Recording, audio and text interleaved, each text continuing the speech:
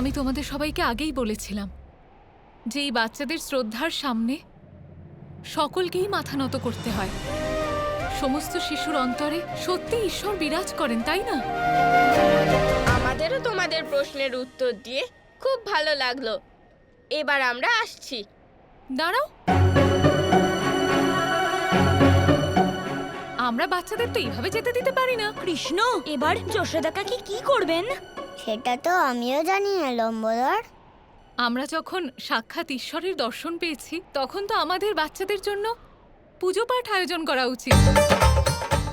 ওদের চরণ ধুয়ে আরতি করে ওদের ভোগ অর্পণ করি, ওদের পুজো করি। হ্যাঁ যশোদা।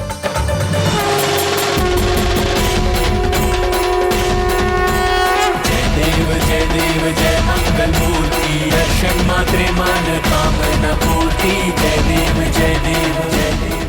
গোপাল, তুমি সামনে যাচ্ছ না কেন? আপনি ভুলে যাচ্ছেন দাদা, যে কোনো পুজো বা কোনো কাজ শুরু করার আগে শ্রী গণেশেরই পুজো হয়। বৃন্দাবনবাসীরা যা করছে একদম সঠিক কাজ করছে।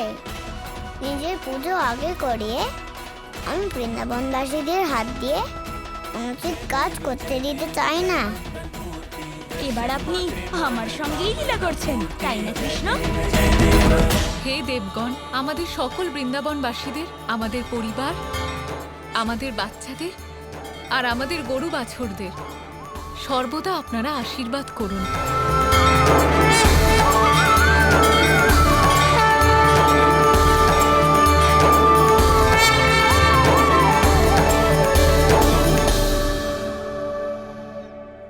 এবার তো তোমরা মুখ থেকে মুখোশ খোলো।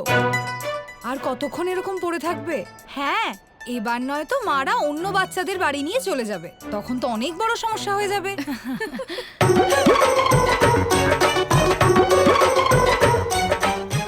কৃষ্ণ, এবার কি করব?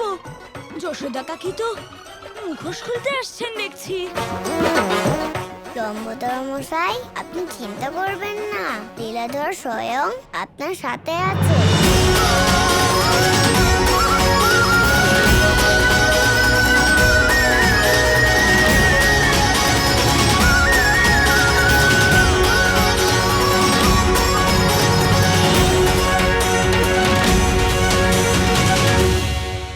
এই কি বাচ্চারা, তোমরা সবাই মুখোশ খুলছো না কেন? খোলো না। কতক্ষণ এই মুখোশগুলো পরে থাকবে? দাদা, ওনাকে বলুন যে আমরা আমাদের মুখোশ কারোর সামনে খুলতে পারবো না। মা, আমরা আমাদের মুখোশ কারোর সামনে খুলতে পারবো না। এর ফলে আমাদের দলের খুব বড় ক্ষতি হতে পারে। আমরা কিছুক্ষণের মধ্যেই মুখোশ খুলে আসছি। আচ্ছা ঠিক আছে, আমরা যাচ্ছি, কিন্তু মনে থাকে যেন একদম বেশি দেরি করবে না, কারণ আজ সুস্বাদু খাবার তোমাদের জন্য অপেক্ষা করছে। তাড়াতাড়ি এসো। হ্যাঁ,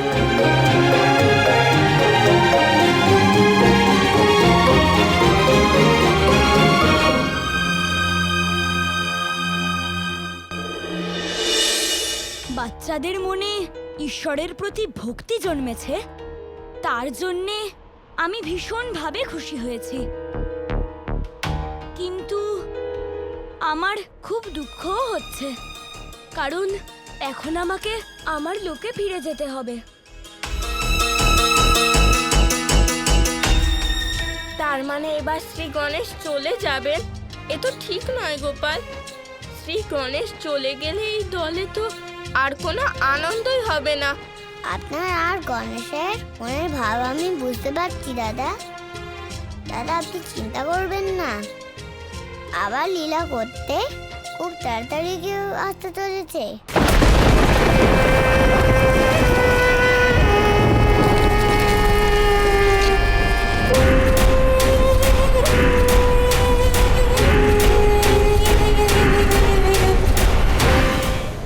গুরু শুক্রাচার্যের জয় হোক।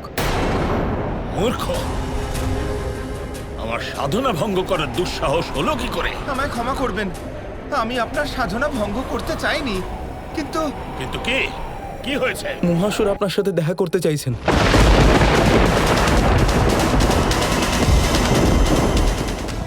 মহাসুর।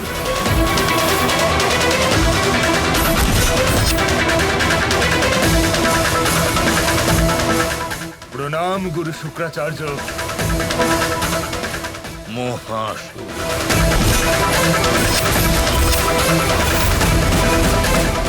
হঠাৎ এখানে কেন? নারায়ণ ওনার বাল্যরূপ কৃষ্ণ অবতারে শ্রী গণেশের সাথে লীলা করতে এতটাই মগ্ন যে আমাদের ভুলেই গেছেন।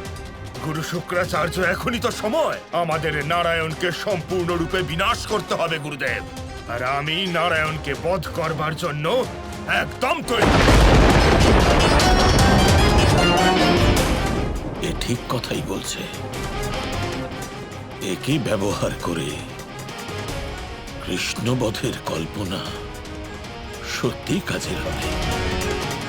আমি তোমার সঙ্গে সহমত, কিন্তু তার আগে আমাদের মহারাজ কংসের সঙ্গে দেখা করতে হবে। মহারাজা কংসের সাথে? ওনার সাথে কেন দেখা করতে হবে গুরুদেব? কিন্তু শত্রুর যে শত্রু সে মিত্র হয়, আর নারায়ণের সব থেকে বড় শত্রু হলো কংস। আর কৃষ্ণের কাছে পৌঁছানোর সব থেকে সহজ পথ হলো কংস। আমাদের কংসকে প্রয়োজন পড়বে। আপনি যেমনটা ঠিক মনে করেন গুরু শুক্রাচার্য। আমি তো শুধু নারায়ণের বাল্যরূপ শ্রীকৃষ্ণকে বধ করতে চাই। যে পথই অবলম্বন করতে হোক, কৃষ্ণ মহাসুরের হাতেই বধ হবেন।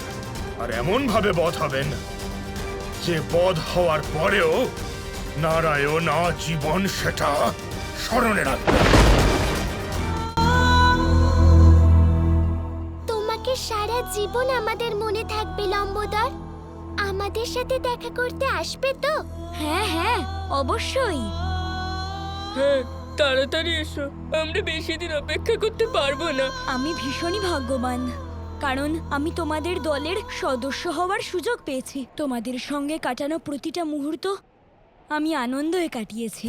সবার সাথে প্রতিটি মুহূর্ত আমি খুব উপভোগ করে কাটিয়েছি।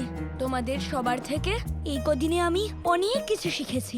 মনুষ্যদের ব্যাপারে জেনেছি, ঈশ্বরের ব্যাপারে জেনেছি, এই লোকের ব্যাপারে জেনেছি। আমি আমার লোকে ফিরে গিয়ে ওখানকার সবাইকে সবকিছু বলবো।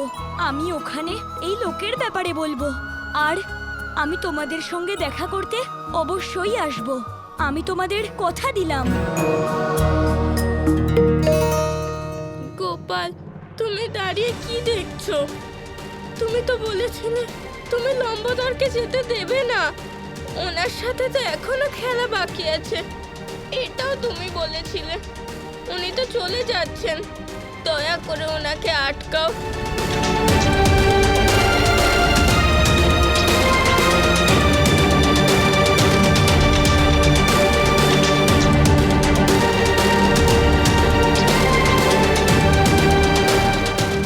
না লম্বোদর, তুমি যেও না। আমি তোমাকে কোথাও যেতে দেব না। তুমি আমাদের সবার সাথেই থাকবে। হ্যাঁ লম্বোদর, আরো কিছুদিন এখানে থেকে যাও না। আমরা তোমাকে ছাড়া থাকতে পারবো না। বলরাম, আমার মাতা পিতা এবং আমার লোকে যারা থাকেন তারা সবাই আমার জন্য হয়তো অপেক্ষা করছেন। আমাকে লোকে ফিরতেই হবে।